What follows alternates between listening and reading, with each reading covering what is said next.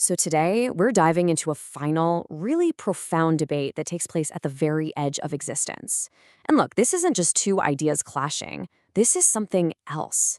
It's a dialogue of dust and gold, the last word on what it even means to be human when everything else has just faded away into silence.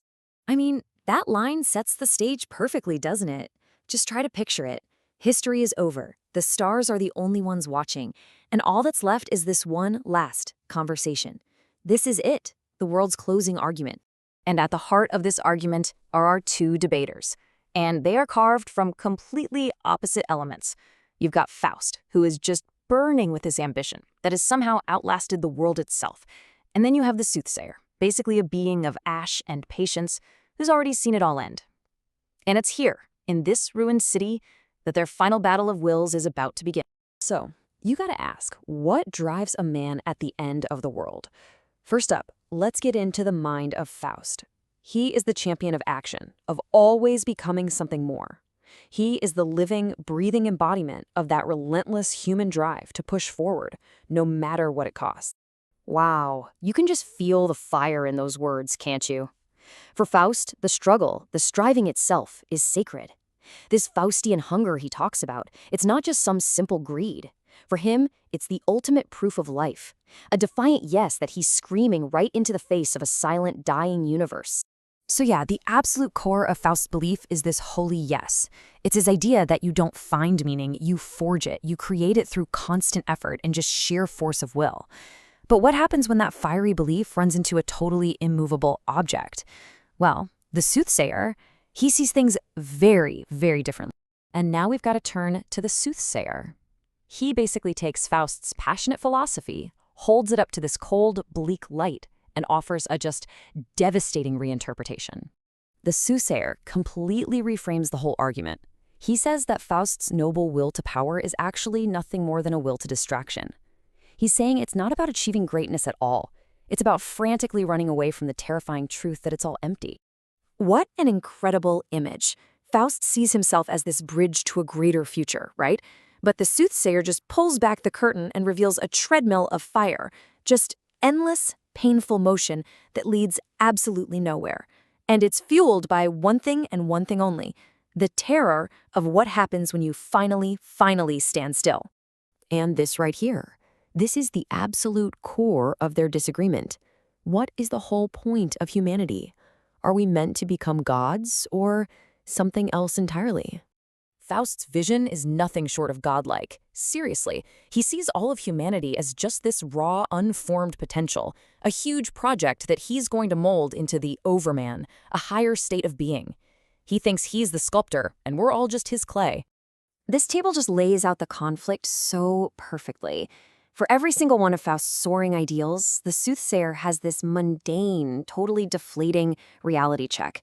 Faust sees a rope to be crossed to a greater destiny. The soothsayer just sees a hammock for napping. Faust sees people who need a spark of lightning. The soothsayer sees people who just want a comfy chair. And this is the soothsayer's most brutal assessment. It's a gut punch. Faust wants to give humanity the fire of the gods, but the soothsayer's argument is that people don't want enlightenment. They don't want transformation. They just want comfort. They just want to warm their soup. So if their goals are completely different, then of course their methods have to be too. Faust preaches self-overcoming, this constant upward climb towards a new self. But the soothsayer offers this radical alternative, self-undergoing. It's not about climbing at all. It's about consciously descending, not into a new form, but into dust.